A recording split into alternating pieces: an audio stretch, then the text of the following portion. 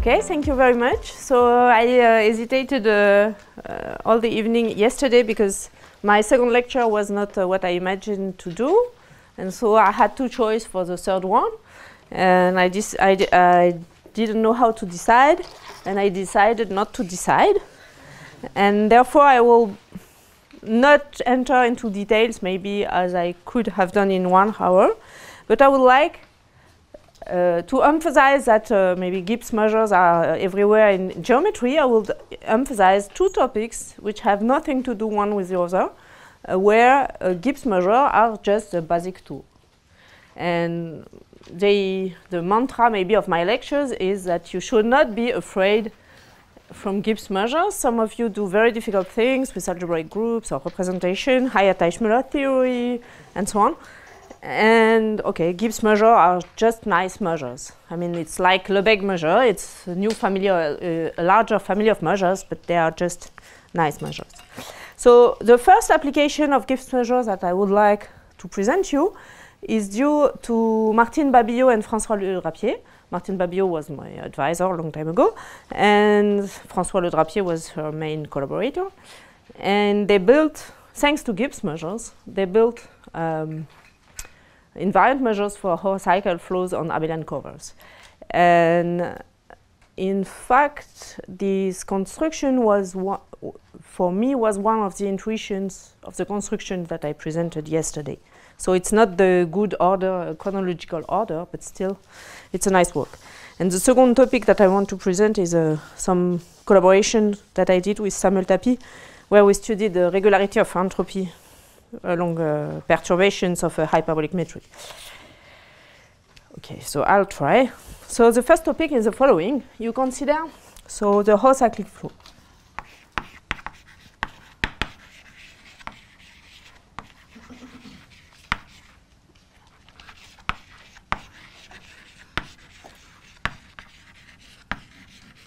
So I have to explain to you what is a horocyclic flow.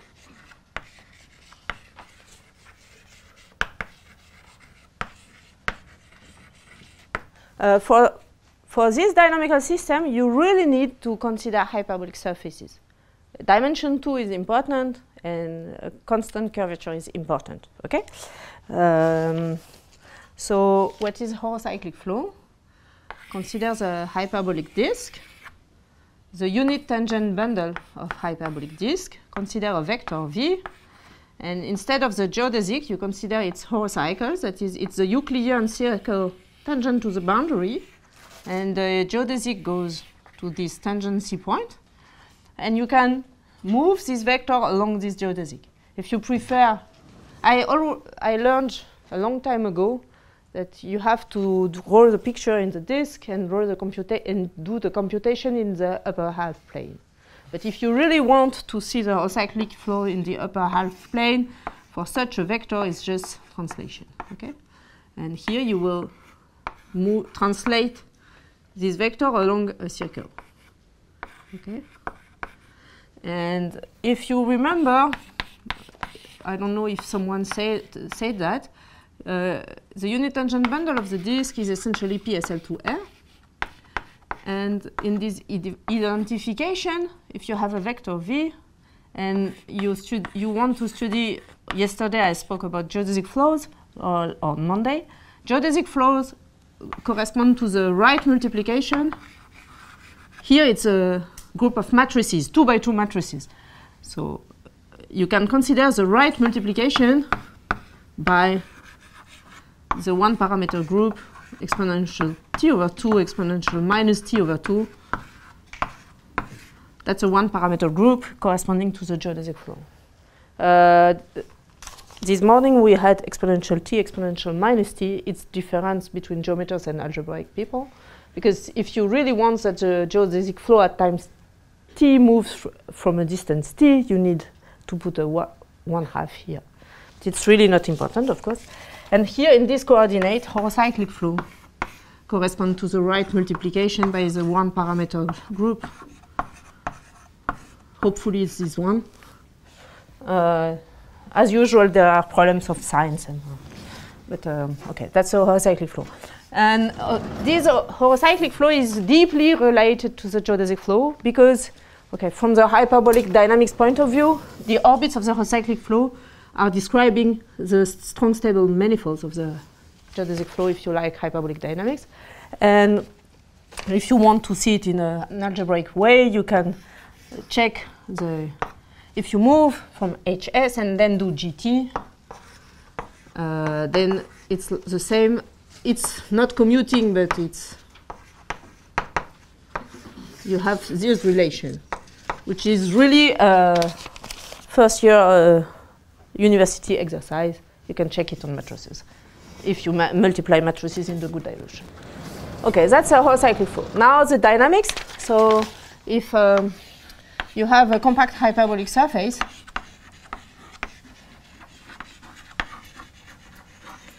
and you are interested in invariant measures. No, for the moment it's not compact. For the moment it's any hyperbolic surface. If you consider an invariant measure under the horocyclic flow, you want to understand what are these measures, and we will still use the my preferred Hopf coordinates that we saw in the first lectures. So you have your unit tangent bundle of the hyperbolic surface, and you have your horocyclic flow. And then if you have a measure here, which is HS invariant, of course you can lift it to the unit tangent on the bundle of the disk, and then you get a measure which is, of course, HS invariant, but which is also gamma invariant. Okay. And now you go through the Hopf coordinates to the boundary times the boundary minus the diagonal times R. It's the same diagram, but not the same dynamical system. Be careful. Okay. And now, where is my picture? If you see the coordinate, maybe I draw the picture once again here. And you see, if you have a vector V, V plus, V minus, and you have an invariant measure under the horocyclic flow, it means that on the V minus coordinate, you have to put the Lebesgue measure with the good coordinate. So horizontally in the upper half plane, it's really ds. So I will write it like that. So if you have your measure m tilde here it's something like that. It's ds of v minus in the good coordinates times a certain measure depending on v plus and dt. But the Lebesgue measure on horocycles, it's something which is invariant under isometries. So if you know that your measure is invariant under gamma, also this thing has to be invariant under the group. And so knowing a measure invariant under the horocyclic flow here, it's like a measure horocyclic and gamma invariant here. It's like a measure which is Lebesgue here and something gamma invariant here. And so here you will project on the space of horocyclic orbits, which is exactly S1 times R. And you get a measure which is only gamma invariant here. And here it's the space of horocycles. Okay. The funny thing, you could ask why all these things are interesting. Usually there are many reasons so that some people are interested in a subject. But here the funny thing is that here this gamma action on S1 times R, it's exactly the linear action in polar coordinates in R2. Okay, you should take an exponential to have R plus star. I don't know how you say in English, but it's really a natural linear action. It's not exactly true. There is a P1 instead of S1 or whatever. There are factor 2 signs and painful things, but it is essentially the linear action. Okay, so again, what's written over there? ds v minus d ds of v minus. I'm just saying that an invariant measure under the horocyclic flow through this diagram goes to a measure which is Lebesgue on the coordinate v minus times something invariant under the group on this coordinate. And then here I have a measure M, which is gamma invariant. Okay? So considering HS invariant measures here, it's the same as considering gamma invariant measures on R2 for the linear action. Okay? That's a general situation, and it has nothing to do with compact surfaces. But to do the link with what we did on Monday, if you have, that could be an exercise. If so, if you have a measure nu on S1 which satisfies this relation,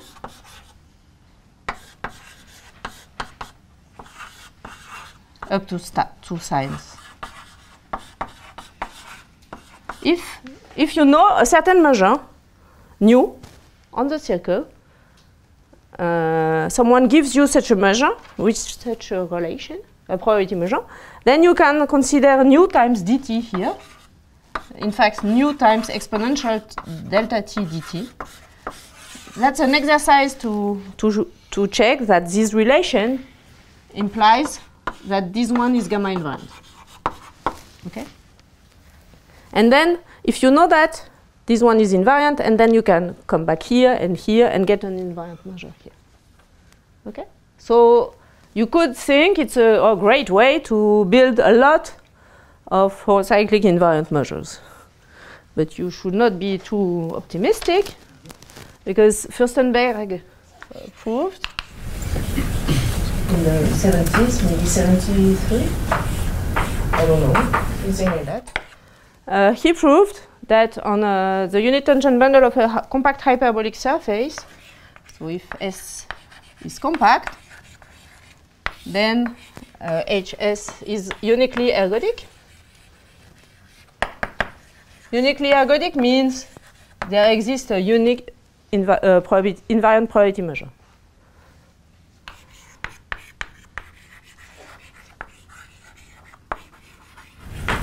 So under your first one, that's Lebesgue measure on R2?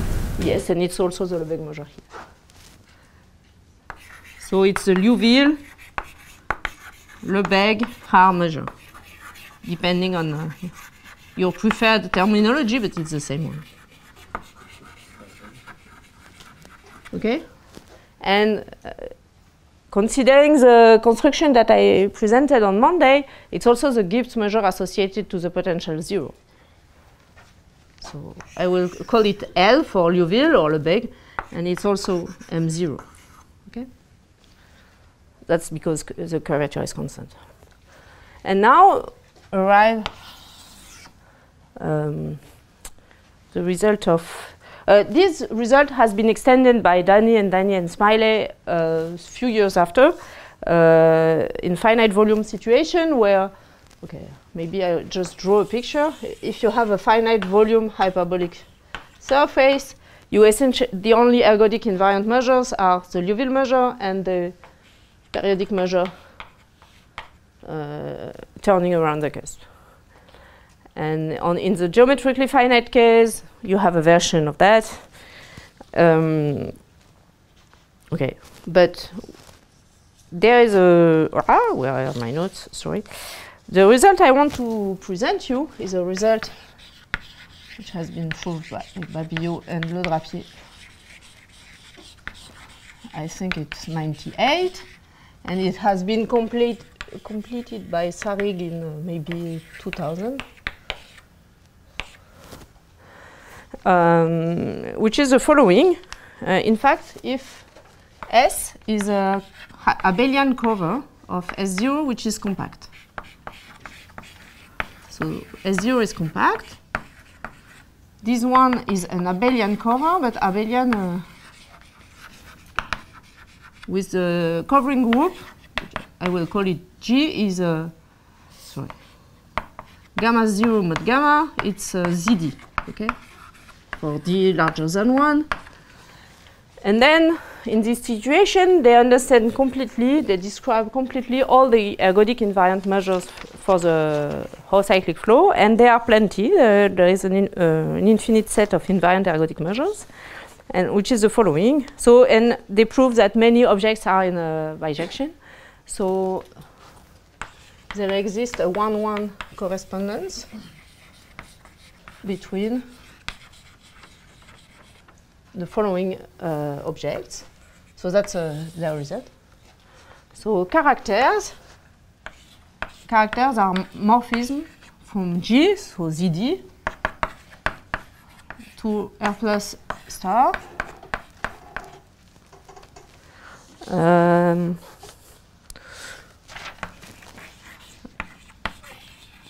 The RAM cohomology classes of one forms alpha on S0 that vanish on gamma. I will explain. My goal will be to explain you essentially the statement. What else? They speak about Laplacian and extremal eigenvalues of Laplacian, but I will skip that. Ergodic delta gamma conformal measures on S1. This means ergodic means ergodic, so there are no non-trivial invariant sets. Delta gamma conformal, it exactly means that this relation is satisfied.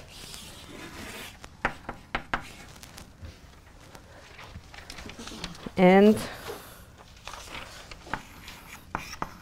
HS invariant ergodic measures on T1S. Okay, these measures will be infinite, so there is always this problem of normalization, so it's up to normalization. Normalization. And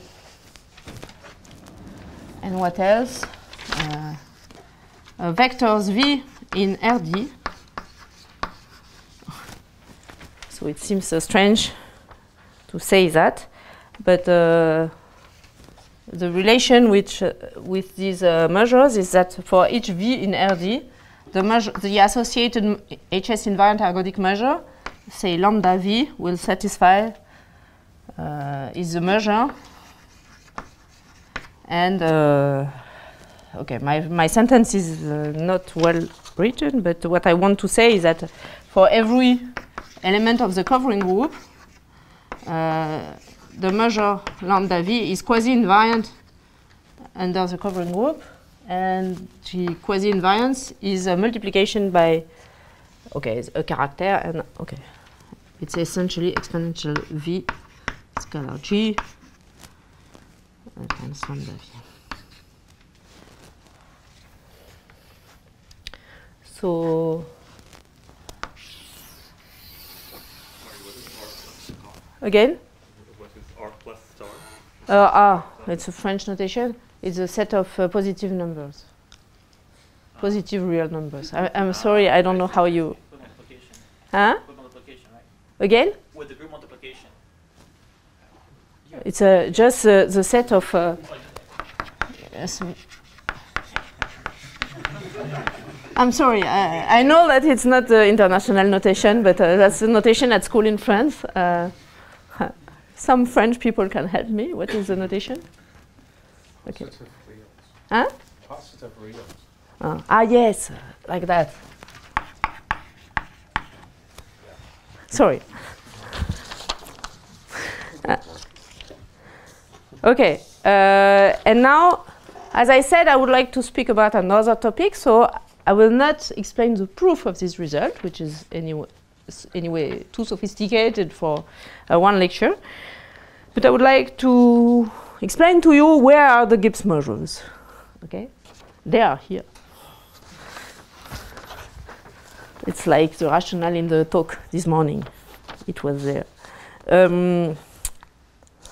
So the quick idea is the following. So first, I don't provide details. The first thing is to start with a character. Character is a morphism from G to R positive. Okay, and G is ZD, so it's very well known what are the characters, and essentially they are given by scalar products. So it means that there exists for a given character, there exists a vector in Rd such that the log of the character applied to an element G is the scalar product of V with G. Okay, that's a basic study. And that's always true, okay? And now G is ZD, but G is also gamma naught over gamma. So you can lift it as a morphism from gamma naught to R positive that vanishes on gamma. For the moment, there is absolutely nothing deep in what I am writing, okay? You think the character is exponential of the scalar product? Yes, there is a log here. My pleasure when I refer papers with entropy is to check the places where people forget the log. It always happens. That's a joke with myself. But I also forget the logs. But here I didn't forget it.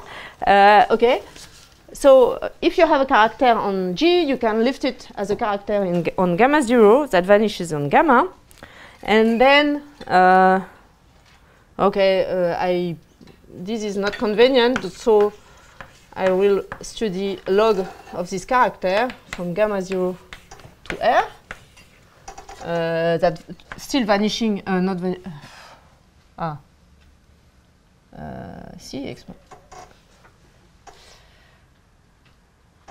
Qu'est-ce que je suis en train d'écrire? Ah oui, non. When I say vanish is not a good... vanish, it's here. Sorry.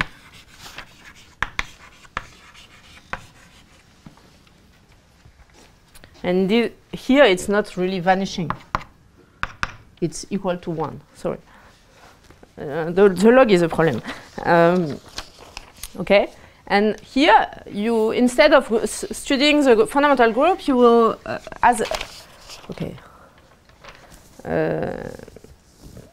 it's more convenient to speak about homology instead of fundamental group, and to observe that having these morphism, it's the same as considering one form alpha or cohomology class of one form alpha, where alpha is a closed one form.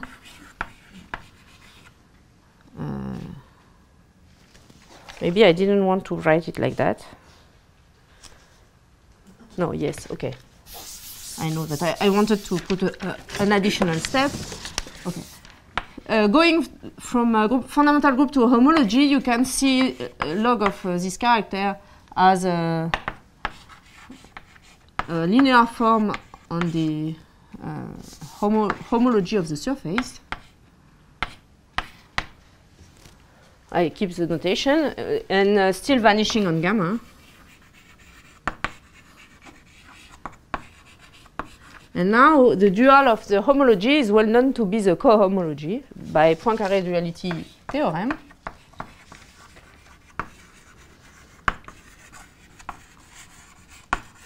I don't know. In France, everything is called Poincaré, but I don't know if I don't know if this one is called Poincaré in other countries. Still Poincaré even nowadays in the US. Okay, so maybe it's really due to Poincaré, but that's not even sure. So it's equivalent to considering the RAM cohomology one form alpha, such that alpha vanish on gamma. Okay, that's a general that's not very deep, all what I wrote. Now, there is a remark, which is, I don't know if it's deep, but it's important to notice. If you what is a one form? One form, it's something which takes a point in your surface and associate to it a linear form, alpha x, on a linear form on the tangent space of x. But then, if you have a unit tangent vector,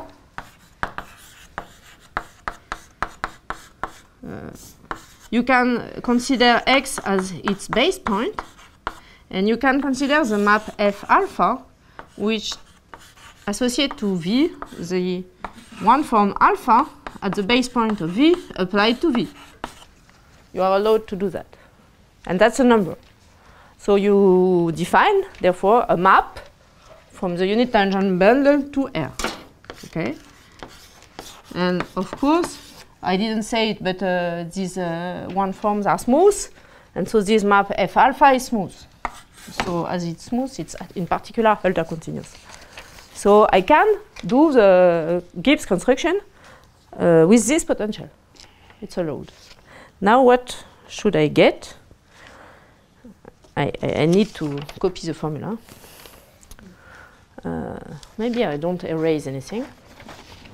Ah, yes, here.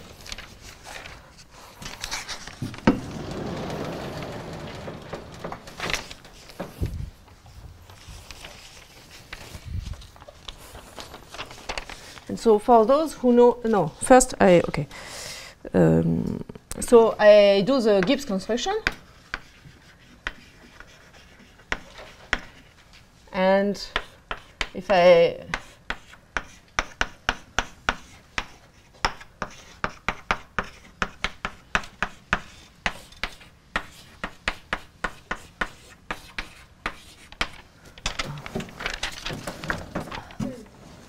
okay, here I construct a measure nu.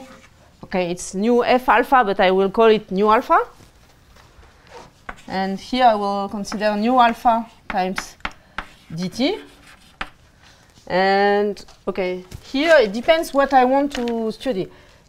Here, first I will consider the measure, the geodesic current that I will call C alpha times dt, where C alpha is the geodesic current, invariant geodesic current. And here it becomes an invariant measure under the geodesic flow. Here I have a measure m tilde alpha, and here I have a measure m alpha, which is an invariant measure under the geodesic flow. And it is it's on S0, sorry. And it's ergodic, and it's in mixing. Okay. This is S0. Oh, and maybe I should.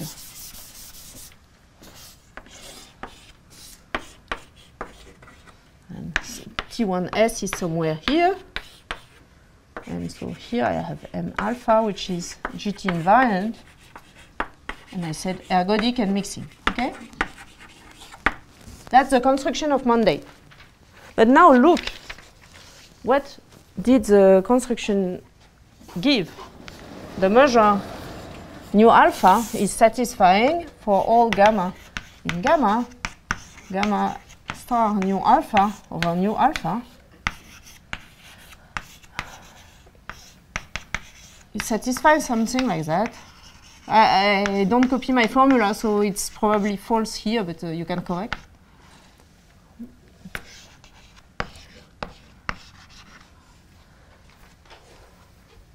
The formula gives you, of Monday gives you this result.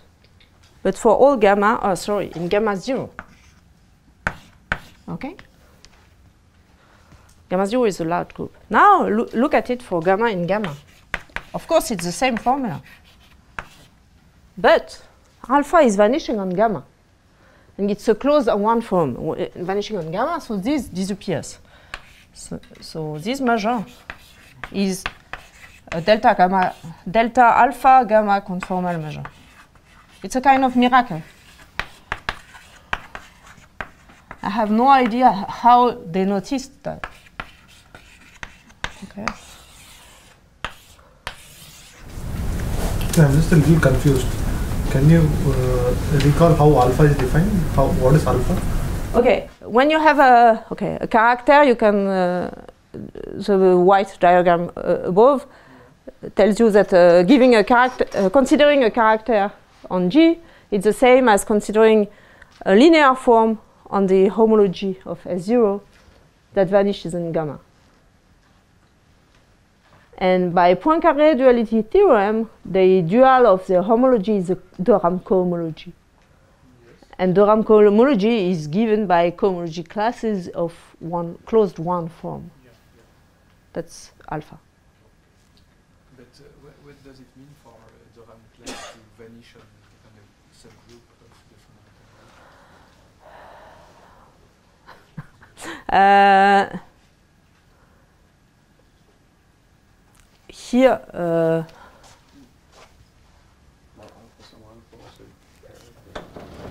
if you have loops corresponding to gamma, it makes 0 on them.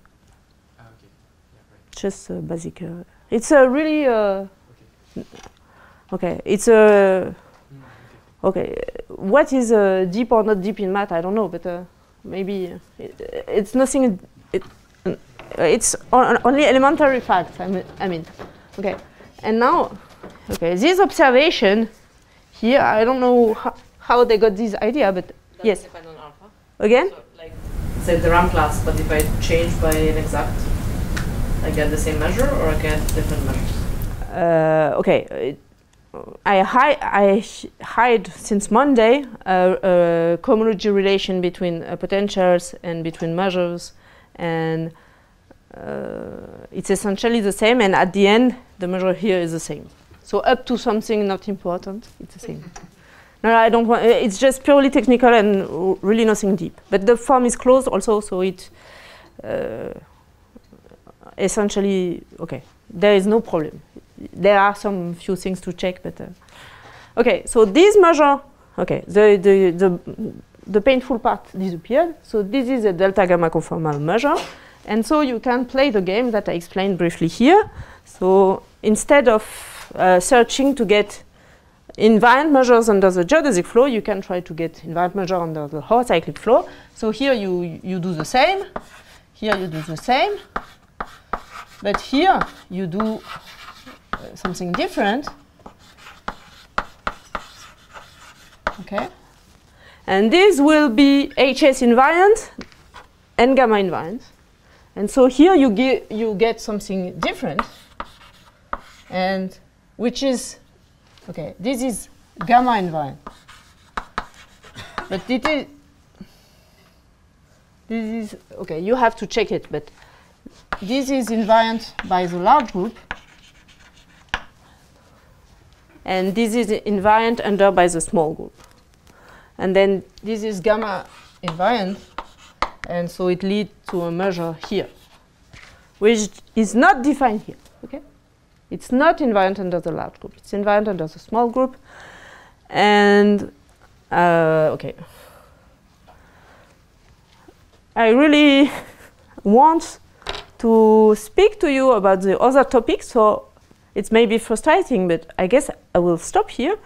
But I don't know how they had this idea. Okay. Sometimes a good idea is not something difficult. They had this good idea to check, to notice that this measure is invariant and is delta gamma conformal for the small group. I don't know where it comes from, but it's a great idea. And they get a very nice family of measures. And if you, for those of you who are familiar with the deep relation between geodesic and horocyclic flows, yeah, you probably know that the classical, in the compact case, the classical ergodic properties of both flows are deeply related. For example, one proves ergodicity of the geodesic flow, one deduces ergodicity of the horocyclic flow. From this, one deduces mixing of the geodesic flow. From the mixing of the geodesic flow, one deduces the unique ergodicity of the horocyclic flow. And okay, that's already a good path. And here, playing in a much more sophisticated way, but in the same spirit, playing with these properties. Okay, you have two measures, and not one. and they don't even live in the same place, but still using the mixing of these measures, you get the ergodicity of this one. And it's much more difficult than in the classical proof, so in compact case, but that's okay. So I wanted to emphasize that okay, it's a problem which a priori has nothing to do with Gibbs measures, but they are here and they are very useful. Okay. And now I thought to do half an hour, but okay, I'm optimistic. I will speak about something completely different. So you can forget, if you don't like horocyclic flow, you can forget it, and I will come back to geodesic flows.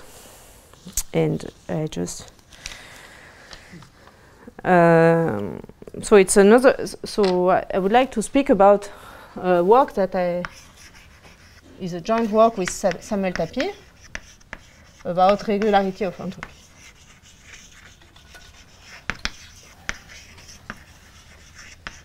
So I know that some of you are afraid from entropy. I can assure you that it's not more difficult than a higher rank Lie group. And okay, the initial question was, Samuel Tapie came to me, and for an analytical reason, I don't remember what was the reason, he asked me, okay, consider a finite volume, say a hyperbolic manifold, maybe surface, and do a smooth perturbation of the metric here, maybe even compact. He needed something very weak, and try to prove that the entropy varies in a C1 way. It's the entropy of the geodesic flow. So if you remember my first talk, so if you have a negatively curved surface, what I will call entropy, G here is okay. It's not anymore an element of a group. It's a metric. It's a Riemannian metric. And now the topological entropy is the supremum over all invariant probability measures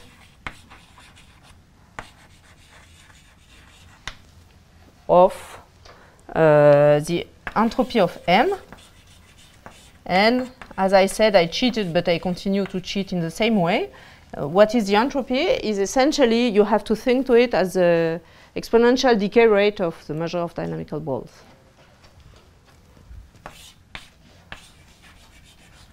So I write it like that. It's essentially true, but up to technicalities, and I have no time for them.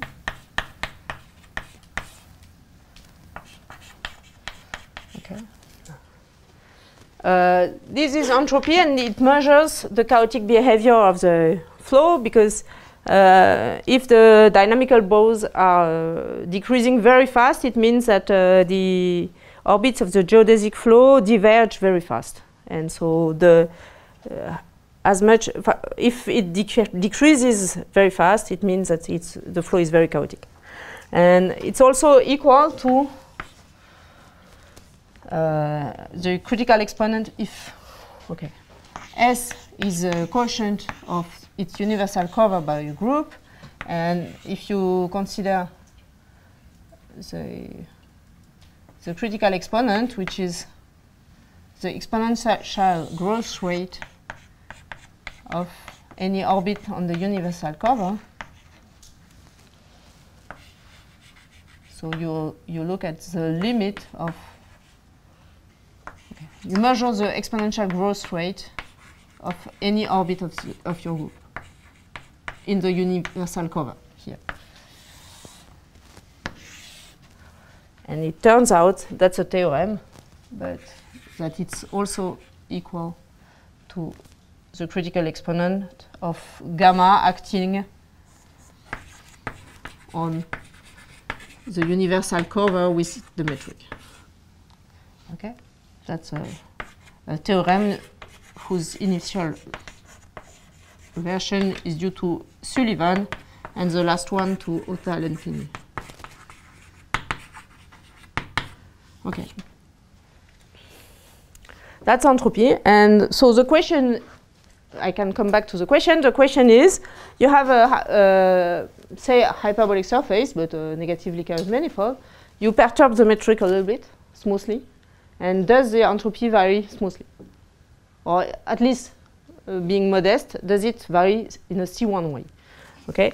And in fact, there is a result in the 80s by Katok, Knipper, and Weiss.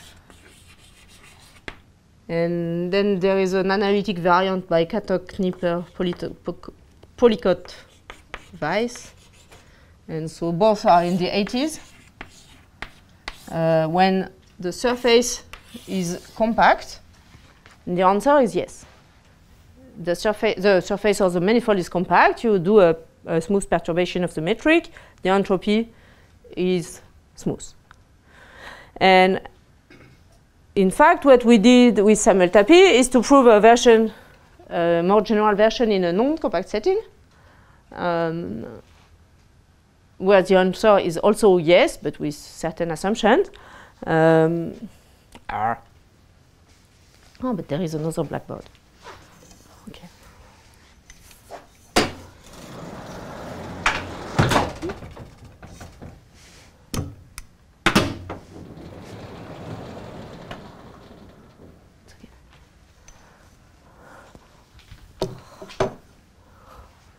So, Katok, Knipper, Weiss. The answer is yes. Entropy is C1 along C1 perturbation. But when the surface is, when the manifold or surface, say, is compact. And compact is drastically used in their proof. You cannot avoid it in their proof. And what we did is with Samuel Tapi, it's a proof with some additional assumption.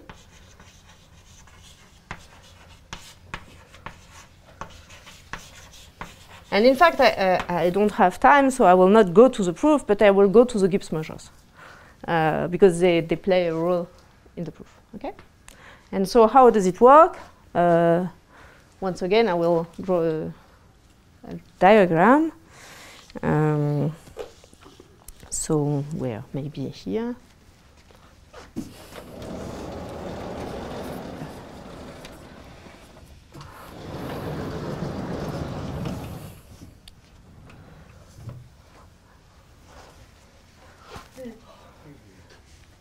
In fact, the proof is really, as you learned in school, if you want to show that something is C1, you have to consider you have a C1 variation of the metric.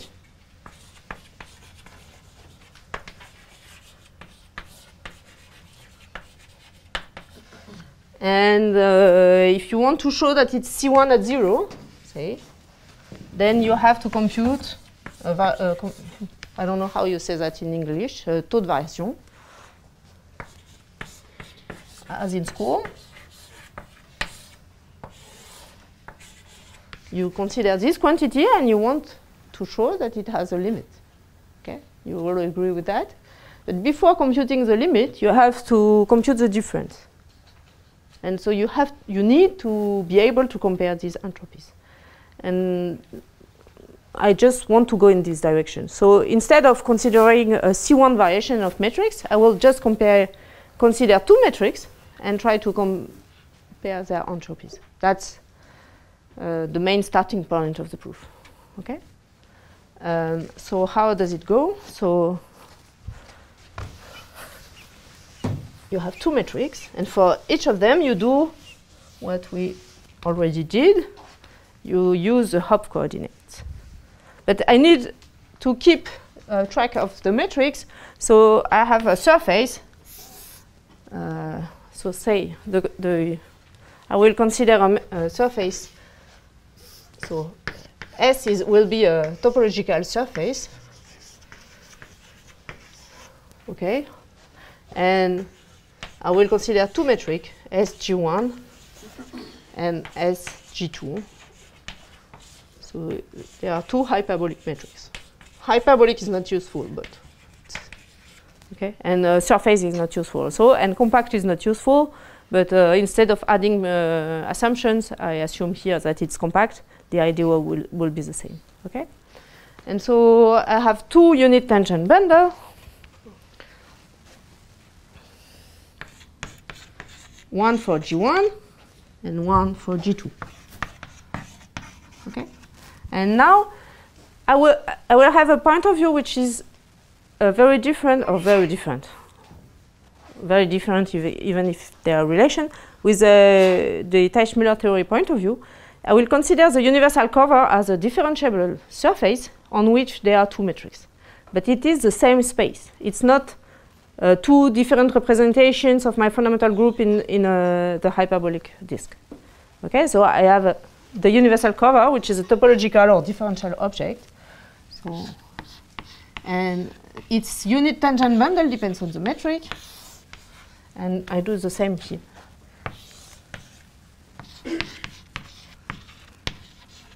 And now I have the Hopf coordinate, and the boundary. Okay.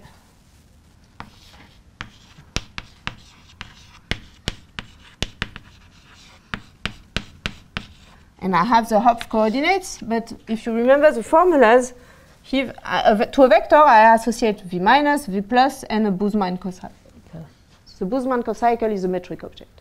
So the Hopf coordinates, in fact, it depends on the metric. And so here I also have a homeomorphism, which depends on the metric. Okay? And what is hidden here, because time is going, but there is a geometrical fact. I think it's a Morse lemma, I think, which tells you that, okay, if you have two metrics on the same compact surface, if you take a geodesic for the G1 metric and say a geodesic for the other one, they stay at bounded distance. So any geodesic for one metric is tracked by a geodesic for the other one. And there is a constant which depends on the two metrics and which is uniform, which bounds the difference of the distance of these two geodesics, and it allows to identify the boundaries. So you can really think that they have the same boundary. Okay? So I'm sorry that I don't write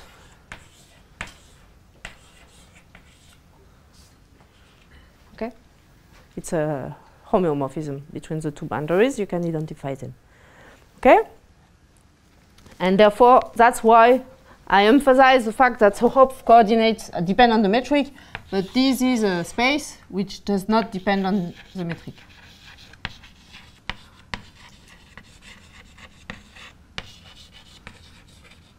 Okay? And now, you see, on Monday, I constructed a measure here by constructing, in fact, a measure here, and then the product with the density, and then times dt, and then going back here, and so on. So today, my goal is to compare these, and so I will start from the middle and go left and right and see what happens.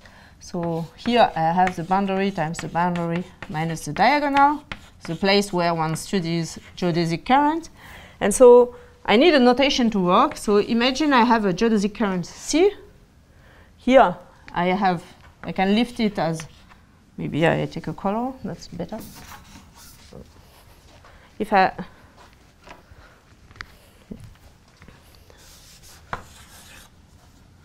can lift it as a C product with dt, and then I can go here, and here it's a hg1 minus 1 star of C times dt.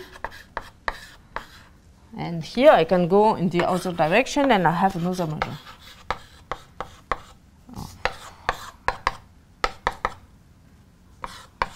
This notation is painful, so we use another one, and this one we call it m tilde g1 c. And this one is M tilde G2C. These are invariant measures for two different geodesic flows associated with the same geodesic current. So the only place here in this picture which depends really on the metric is when you go here. But here it does not depend on the metric. Okay? And then here I have a measure mg1 and mg2 associated to the same current. Okay? And now you can ask, in fact, the set of geodesic currents is the same as the set of invariant probability measures up to normalization. And a natural question is to ask which properties of invariant measures really depend on the metric and which one only depend on the current. And the philosophy should be to say that most properties do not depend on the metric and depend only on the current. And I put on exercise a certain number of properties which are really exercises. Where should I? Maybe where?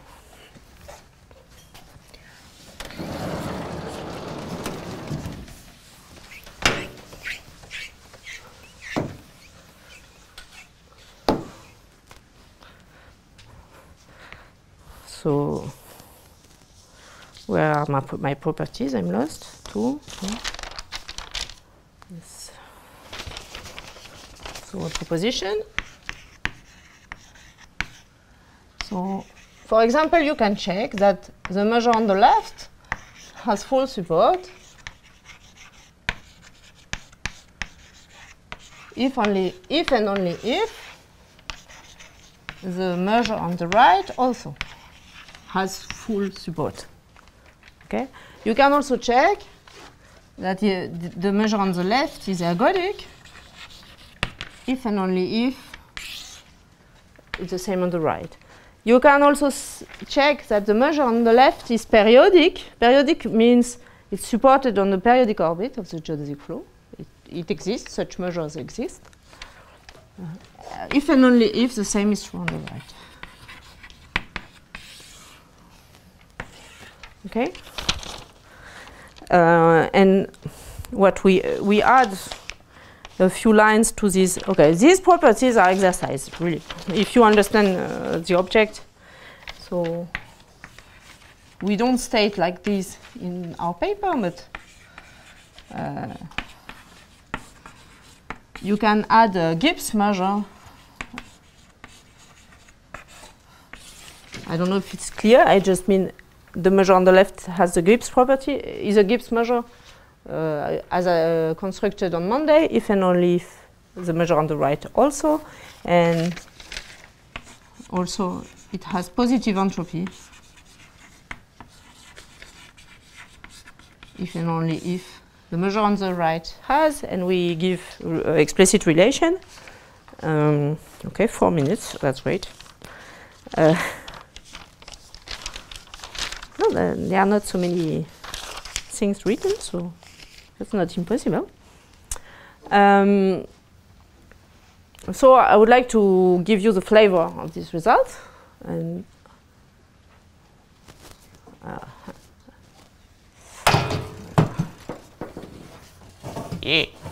Comment je fais,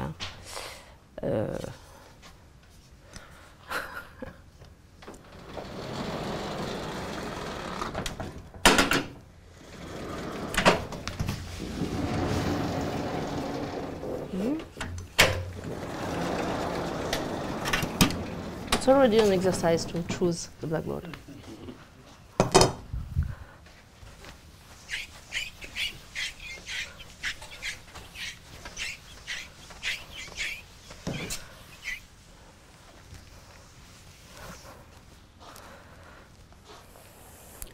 So what is the relation between Gibbs property and positive entropy and the theorem? The relation is that the entropy, that's just a remark. Remark is that the entropy, the topological entropy of G, which is the critical exponent of gamma acting on S tilde with the metric G, but it's also the delta zero which is also the entropy of the measure M0. 0 is for the potential 0. Okay, that the measure that I constructed on Monday for 0. Okay, and so instead of studying topological entropy, we study the entropy of the measure M0, also called Bowen-Margolis-Sullivan measure. And a tool is what is called the geodesic stretch.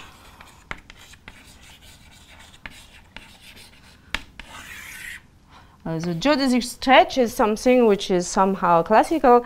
I don't know who introduced it first. I saw it in the papers, at least of Knipper, but certainly of other people. What is it? You want to compare the distance between points from the first and the second metric. But what I already saw in the literature is an asymptotic geodesic stretch. You take points that are farther and farther, and you compare the distance, and at the end, almost surely you have a ratio. But what we do is something else. So consider a vector v, a unit vector v for the first metric.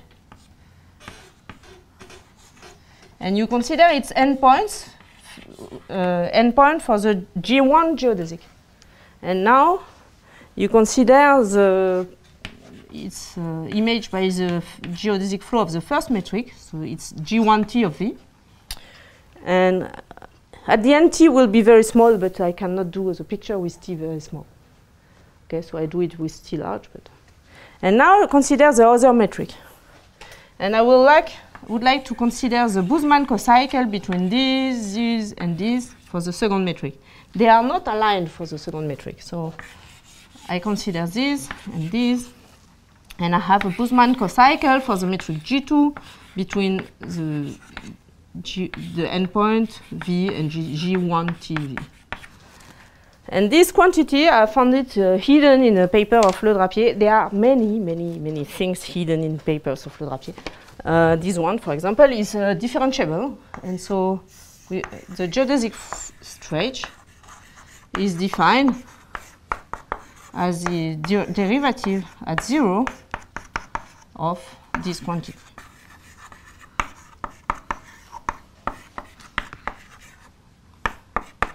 Okay, and this is a very useful quantity because it's Hölder continuous, and then you can begin to think what will happen. And okay, I began with 4 minutes late, so I will check. I will consider that I have 4 minutes left. The one with the train to catch. Yes, but I received an SMS. They are 10 minutes late.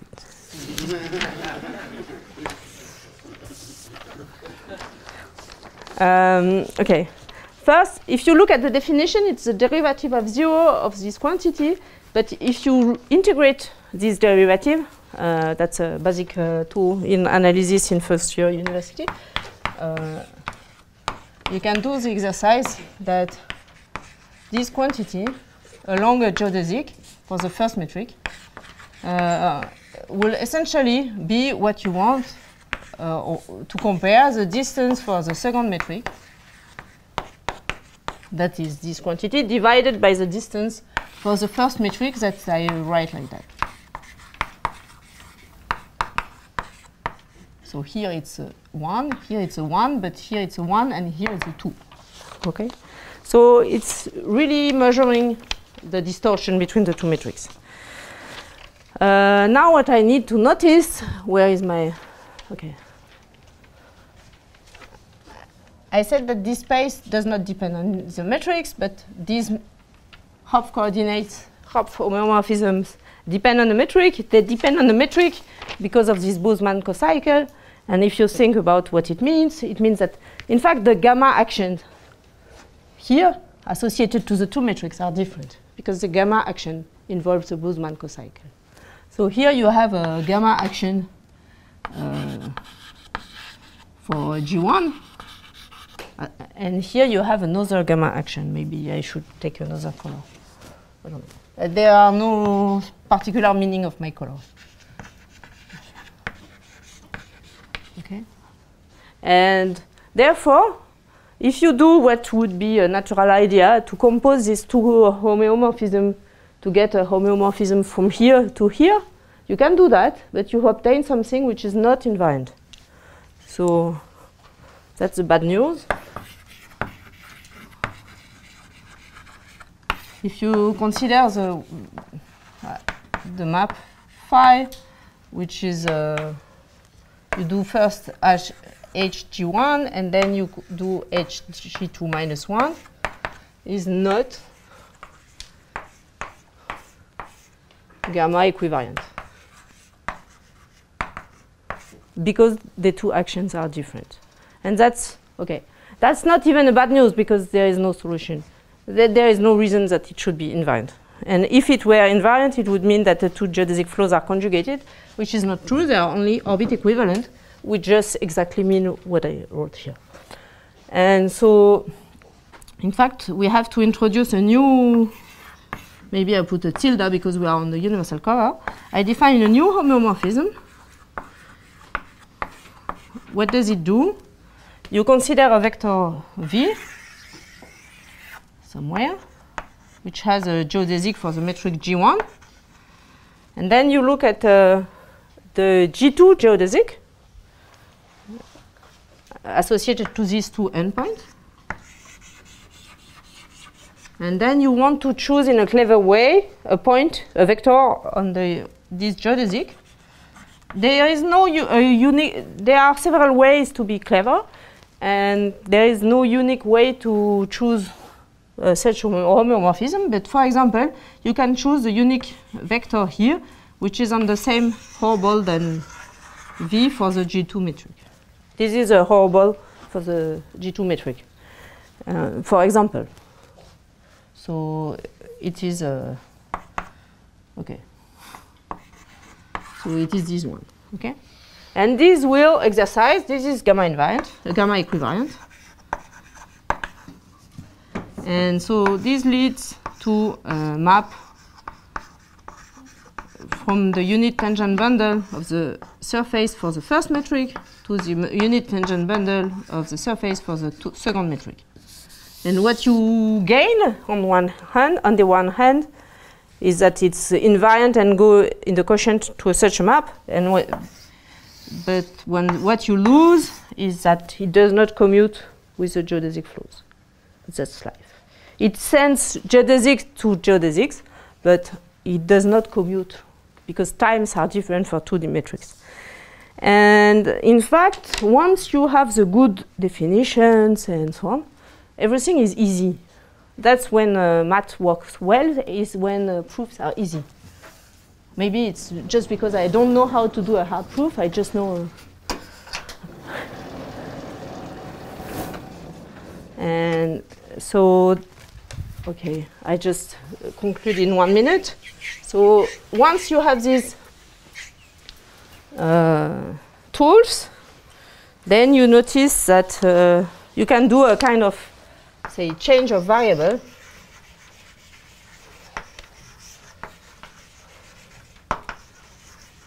Which is almost really a change of variables as for students, and which tells you that if you want to integrate a map on the unit tangent bundle of the second surface with respect to a measure associated on this unit tangent bundle associated to a certain current, then it's equal to the integral of G composed with this psi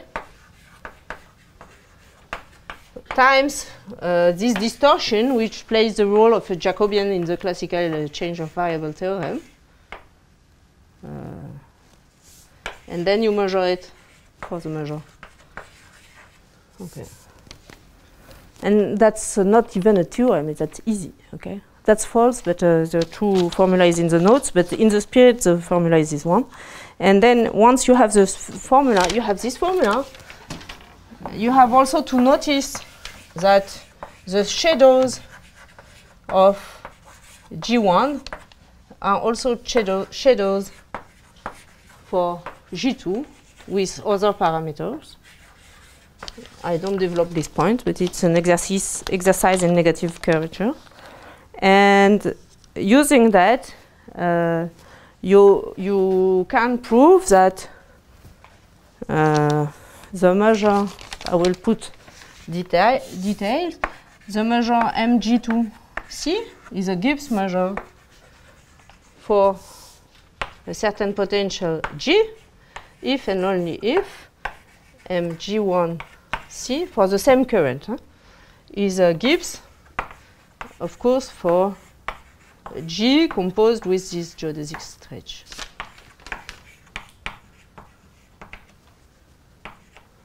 And then also we can compare the entropy and the formula. The formula goes in the wrong direction, but okay. The entropy of the measure for the first flow, G1, is the integral of the geodesic stretch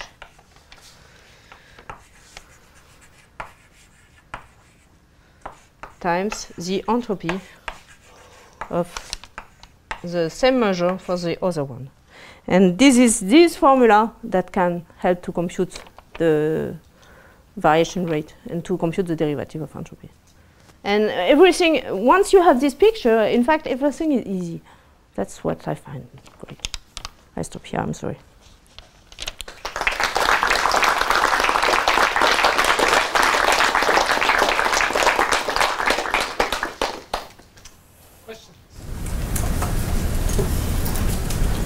Do you think you can say something about what was the setting in which you proved this theorem?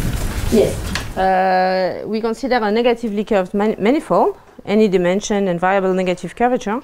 We assume that the derivatives of the curvature are bounded. I don't remember if it's completely necessary or not. That's okay, the basic assumption. We assume the important assumption is that the metric at G0, the metric at which we want to differentiate things, is what we call strongly positively recurrent, which means that a certain entropy at infinity is strictly smaller than entropy, so that it behaves almost as a compact manifold from a dynamical point of view.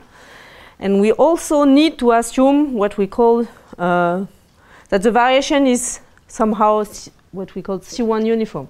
It means that, okay, at the beginning, we wanted to consider compactly supported variation of the metric because it was what my collaborator needed for his analytic problem.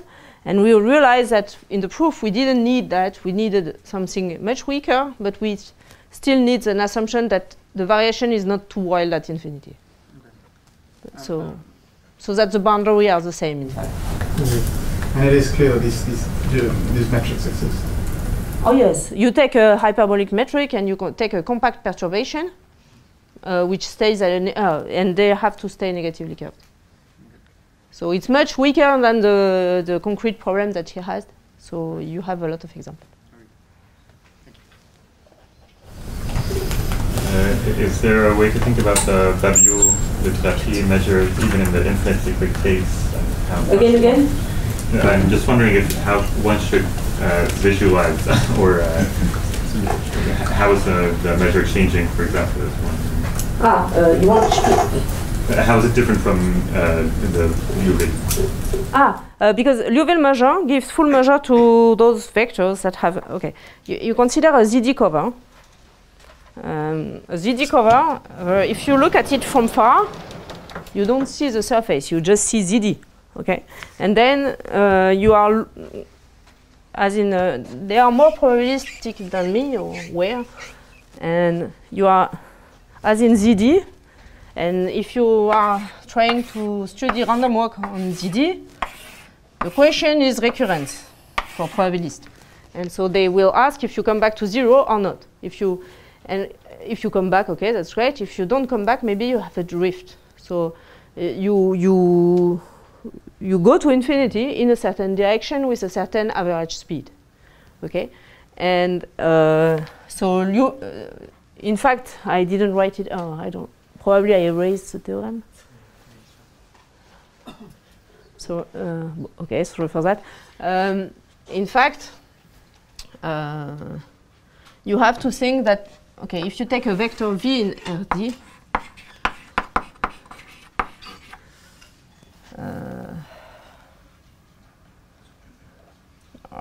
I cannot write the complete computation, but the form alpha will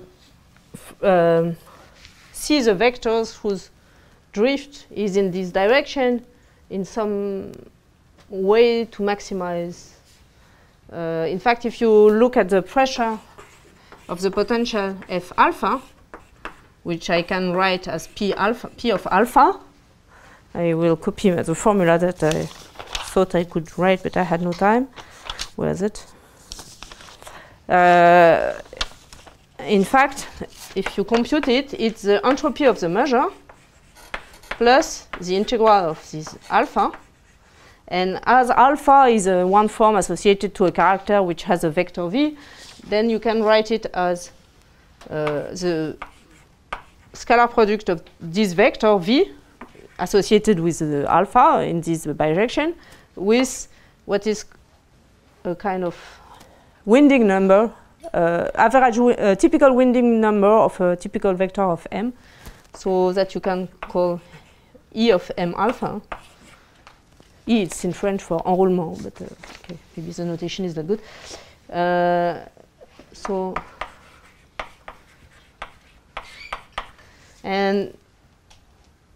So that's a way to, and if you see this pressure as a function not of F alpha, but of V, because you are looking only these vectors, so you have P of V, which is H of M. Okay, it's a measure associated with alpha, but alpha is associated with V, so I can call it V plus V scalar E of MV. And it's also, okay, it's also the typical winding number for the measure lambda V. It's the same because it's an asymptotic property. And when you differentiate, you consider the gradient of P. They proved in Babiolo-Drapier that it gives an analytic diffeomorphism between RD and the set of winding numbers, which is a convex open set, which is a set of the gradient of P associated to V, these winding numbers. So it lives in the set of all possible winding numbers, which is a kind of ball for something which is called the stable norm, which is a norm coming from the homology. So the intuition is maybe this one. These measures C are supported in those vectors that maximize this point. I don't know if it answers a bit of your question. Any last question? All right, well, let's thank Barbara for a wonderful course.